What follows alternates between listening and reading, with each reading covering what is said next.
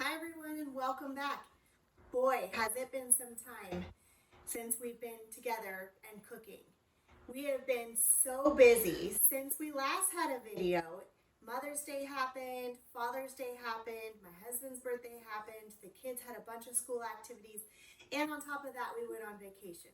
But we're back now, it's summertime, and we're about to make one of our favorite recipes that we can make, which is a double crust pie dough to prepare for all of the summer pies that we're going to bake. So without further ado, let's go ahead and get started and teach you how to make an all butter, easy pie dough. Now for this recipe, some of the steps are going to be a little unconventional and they may be a little bit more high maintenance than I would normally prefer, but trust me, it will be worth it in the end. So of your original 20 tablespoons of butter that you're going to need for this recipe, you're going to take 4 tablespoons of that butter, nice and chilled, straight out of the fridge, and you're going to go ahead and grate it and place it in the freezer.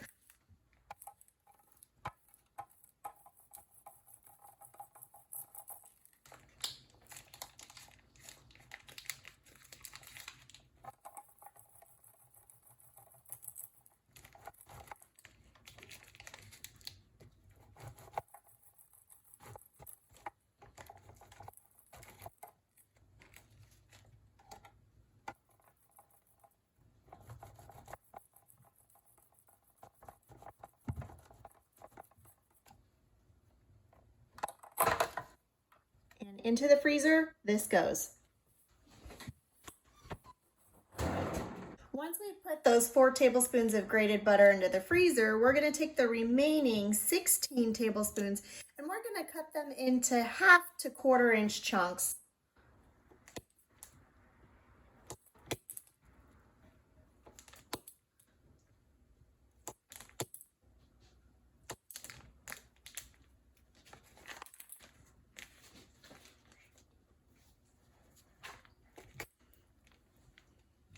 Now I like to leave the butter on the wrapper that it came in because it helps to flip the chunks over to be able to cut them.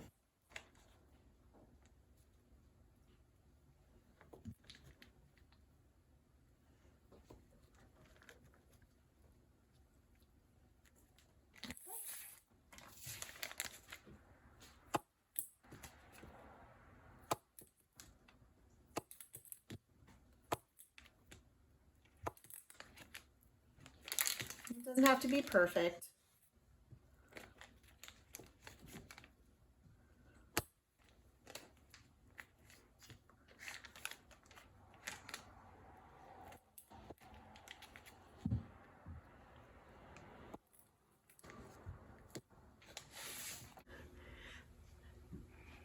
For this next portion of making the pie dough, I have 2 very eager helpers in the kitchen with me. Wave hi, girls. Hi. All right, so we each have our bowls here. I've got a big bowl. The next in size has the next size bowl with sugar, and this one has the bowl of salt. So we're going to use our food processor for this next step. I'm going to pour 1 1/2 cups of flour into the food processor. That means all of that. Yeah, that's right. And then Abigail, would you pour 2 tablespoons of sugar into the food processor? All of it, please. Fine. Thank you. And then Madeline, will you pour your 1 teaspoon of salt into the food processor? Fine. Thank you. And I'll take your bowl. Okay. And then we're going to turn this on. We're going to close this up here. And then we're going to give it 2 pulses to mix it together. So push this button. Okay. And then now Madeline, push this button. Great. Thank you so much, girls. All right, girls, so we're ready for the next step. You guys ready for the next step? Yeah. Okay, look, I have a cube of butter for each of you, and it's been cut into chunks. Okay, and you guys see this hole up here in the middle? See how my hand's going down in there? Can you guys do me a favor and take all the cubes of butter and put them through this hole? Okay, do them a couple at a time, okay? Yep, so then you want to make sure it fits in, so just peel the cubes off and stick them in. Good job, girls. When you get a few in there, I'm going to give it a little bit of a push to mix it around, What's okay? a feel? 3 to 5, some a little bit more. There you go. And then Abigail, you want to get the rest of yours in your hands, and then I'll give it a mix before you put more in. All right, let's give it a mix.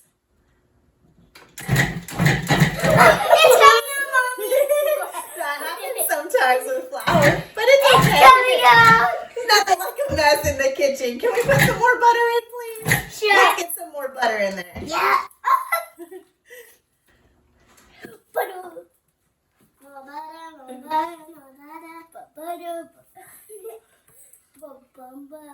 You can see this is an easy way to involve your kids in the kitchen, helping you cook and bake. All right, Abigail, why don't you hold off for a little bit? Madeline, why don't you get some more of yours in, and then we'll give it another mix around. Can I just put 3 in mine? Sure. Ooh. All right, Madeline, get some more of yours in. So you can All catch of up. this? Yep, perfect. Get all of that in, and we'll give it a mix around. Okay.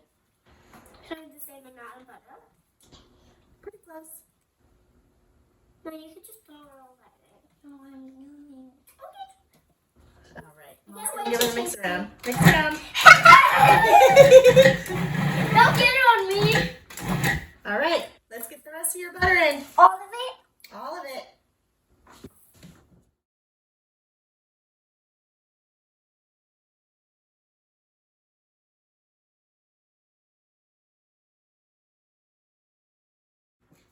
All right. Thank you, girls. Why don't you go down to the restroom and wash your hands? Okay. Thank you. All right, so once your butter is all placed into your flour, sugar, and salt mixture, you're going to go ahead and pulse that and process it around for about 50 seconds until it's all incorporated.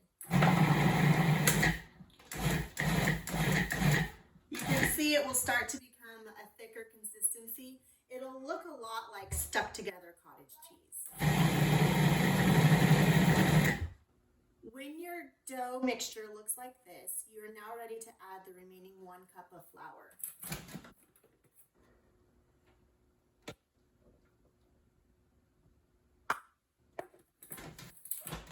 And you're going to pulse it around until you get chunked pieces that are about 1 inch to 1/2 inch.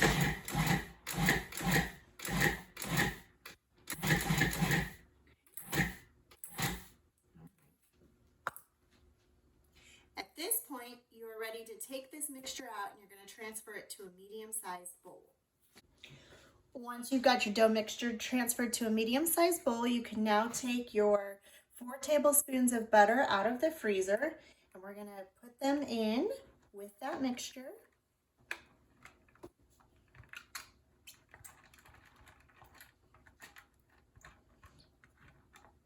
You want to try to get as much of it out as possible. Can't be missing any butter in our recipe. And then you're going to incorporate that into the dough mixture until all of the slivers of butter that you shaved are covered with flour. You can get your hands in here and help mix it up too. That's also an easy way to help incorporate it more quickly.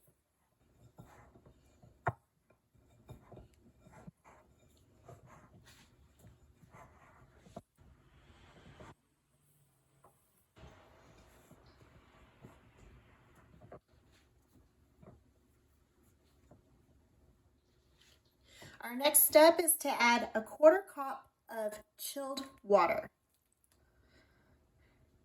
Now there's several methods for chilling the water. The one that I like, because we don't have an ice maker at our house, is I like to actually stick the water and the measuring cup on top of a very cold ice pack, and that helps chill the water down really well. But if you have ice water at your house, you can use that. Or you can stick the water in a container directly in the freezer at the same time you stick the butter into the freezer, and that will help cool it in time. Okay. Now this method, as I mentioned, is a little bit more high maintenance, and it's for a good reason. By processing the butter with the flour the way that we do, it'll create little pockets where that butter will be incorporated into the flour mixture. But it will not let for that water to get into those pockets. And so what you end up having when all is said and done is a very tender and flaky pie crust that you really can't overmix. So you'll see after that first quarter cup, the mixture is starting to come together, but there's still some floury pieces. So once that quarter cup is all mixed in as much as you can, you'll retrieve your second quarter cup and add that slowly until it all comes together. So I have this second quarter cup and I'm going to add it slowly. You have to look at it and look by feel as you start to mix it together. You may not need all of that second quarter cup of water. So just judge by how it's coming together. I'm probably only going to use about half of it here. And then once this mixes together, I'll divide it into two equal portions, one for a top crust, one for a bottom crust. And I'll place it in the refrigerator to rest and chill for about 2 hours, minimum 2 hours. If it goes longer, it goes overnight, that's okay. You can actually keep it out in the refrigerator up to a couple of days. You can freeze it and keep it in the freezer for up to a month. So you can see this is all starting to mix together. I still have a significant amount of water left. That's okay.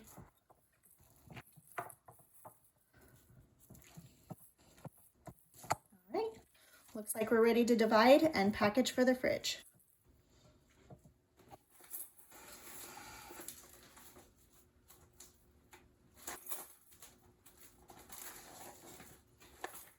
So to divide it in two, I just take a sheet of plastic wrap, lay it on my countertop. It's pretty much divided in the bowl with the spatula. I'll kind of create it into a little bit of a ball, place it right in the center of that plastic wrap. Then make sure I cover it up tight. And once I have it wrapped, I'm going to go ahead and smoosh it. And you'll get nice round edges that way. So once you go to roll it out later, it'll be much easier to roll it out. I'll repeat with this second portion and into the fridge it goes. Again, minimum 2 hours.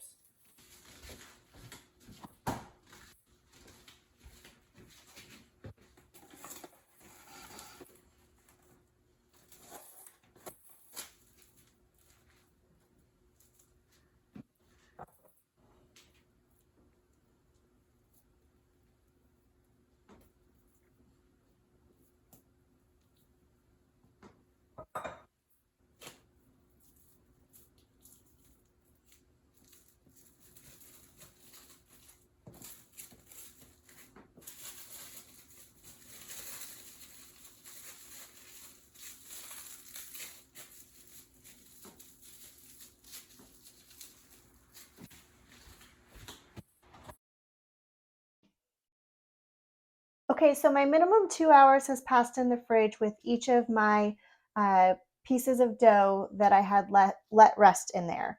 And so now I'm getting to the point where I'm ready to go ahead and roll out the dough to use it for a pie that we're going to make today. So the first thing I need to know when I'm going to roll out this dough is how big I need to roll it to. And I have a silicone mat that has various circumferential measurements on it. And so when I roll out the dough, I can use these guidelines to help me know how big that dough needs to get. Now, every pie plate is different. And so I'm going to take the pie plate that I'm hoping to use. It's one of my ceramic apple pie plates. And I'm going to go ahead and line it up centered in here to decide how big I need to roll that pie dough. And as you can see, I'm looking right here about this line is where the bottom of the pie plate goes to. But because this is a deep pie plate, I know that I need to make it at least 2 inches bigger. And so I'm going to come out to this line right here, which is the 12-inch circumference, to make sure that I have my dough rolled big enough, both for the bottom crust as well as for the top crust. So to help me with this next portion, I've called in reinforcements. And look, we have matching cupcake aprons.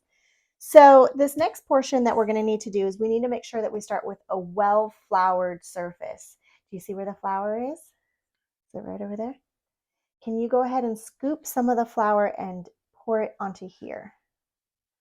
Okay, let's get it onto this surface. Okay, All right. And that's perfect because I need this floured. Can you rub your hands all over my rolling pin? Yeah. Does it feel like your gymnastics chalk? Yeah. Can you get a little bit more for me, please? Just a little bit. You're going to put it right on there. So you really want to make sure that you have a well-floured surface as well as a well-floured rolling pin, okay? And then I'll have you put that back in for a second. Okay. You can also use your dough that you have. You can unwrap it once it's had its chance to rest. Again, it should rest for at least 10 minutes so that it becomes easier to work with.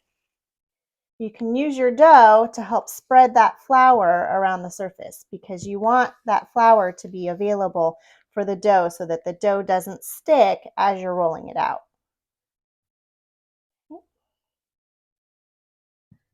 Now, as I mentioned, I'm going to roll this to a 12-inch circumference. Your pie plate that you use may dictate differently. And as I roll, I'm going to do a quarter turn every time I make a roll. And that's going to help me keep my dough rounded as it rolls out. Like you always do. I always do it this way, don't I? Okay. And we're going to make sure as we go, we're going to pause and make sure that our surfaces stay well floured.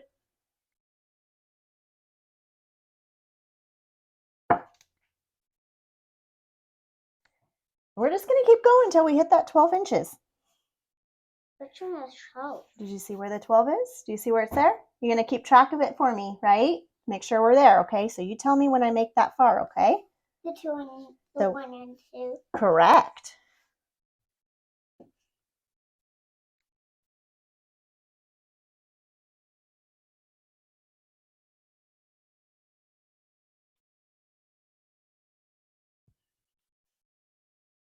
Am I there yet? Yeah, I have to touch my finger. I have to touch your finger. Okay. You're such a good helper. Mm.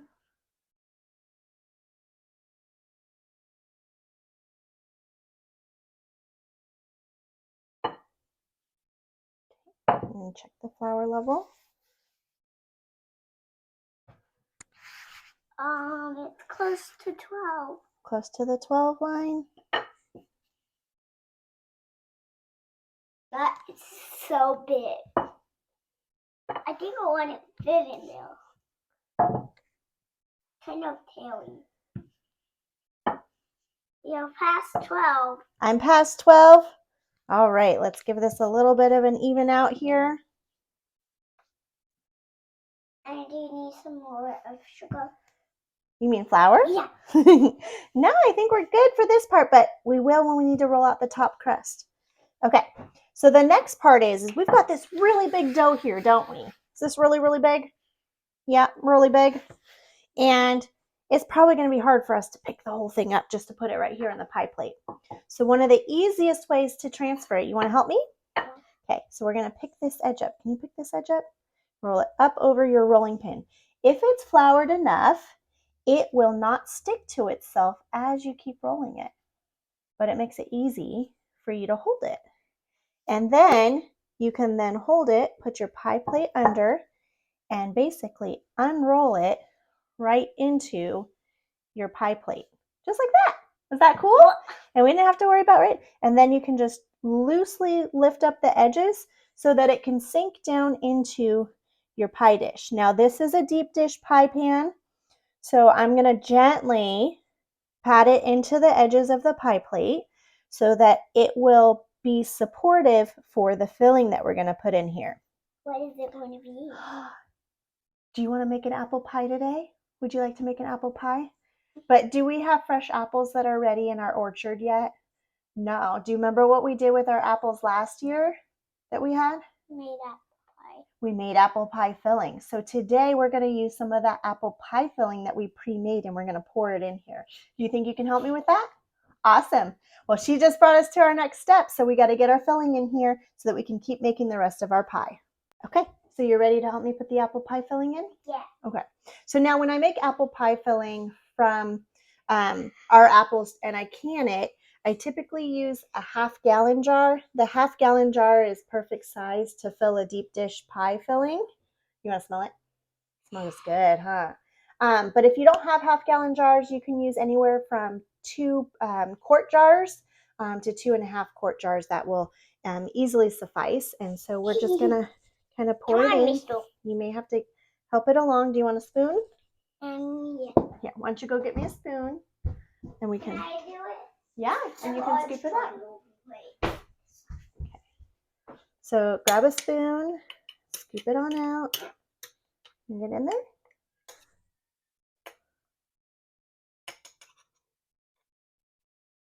All of it?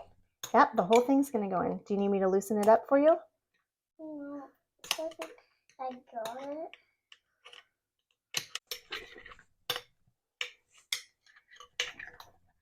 All right, here it comes, here it comes.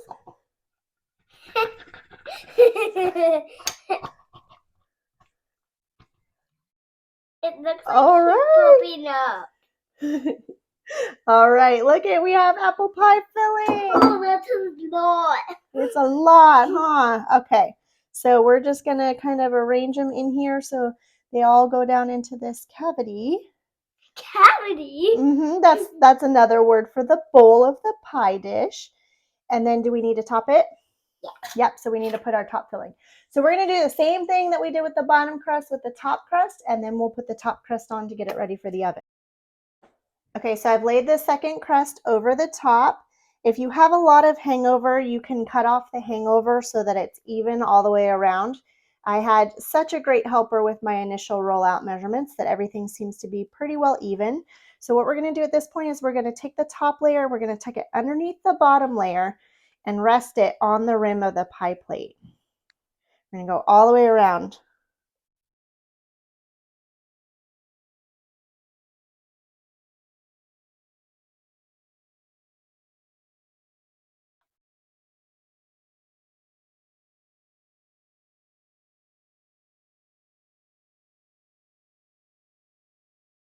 Now, once that's tucked, you can do the edge of the pie 2 different ways. Some people like to take a fork and press the fork to press it together.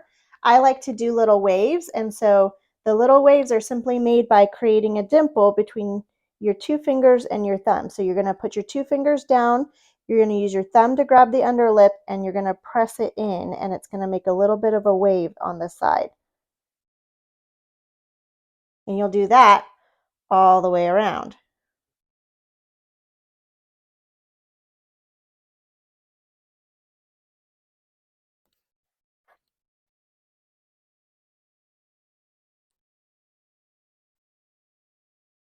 Okay, and now it's ready for the oven. Oh, but don't forget to make your vent holes. Yep. You want to help me with this? All right, my assistant's going to come back in and make some vent holes for me. Do you remember in school how to make an X? Show me your fingers how to make an X. That's right. Can you make a little X? Can you use this to cut a little X right here in the middle? I don't think. Yeah, sure. I'll guide you. I'll help you. X marks the spot. Is that going to let it breathe, steam up? And then do you know what we need to do? Little pretty designs every so often. So we're going to do one there. Can we do a rose? That would be maybe a little too much. That's like the apple seeds. Yeah, that's great. Little apple seeds. I like that. And make our little apple seeds all the way around. We take the apple seeds out. Perfect. Now it's ready for the oven. And it goes.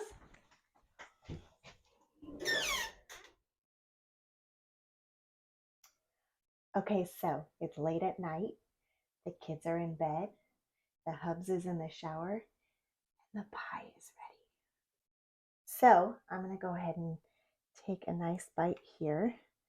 And I want to show you, this is the crust that I made.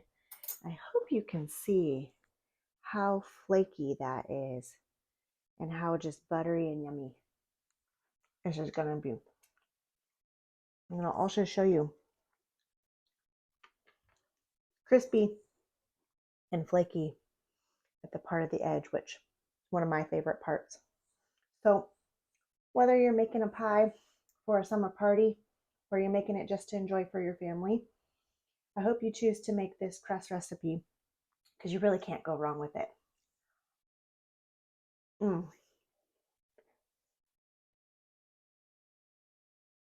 It's really good. Till next time. Bye, you guys.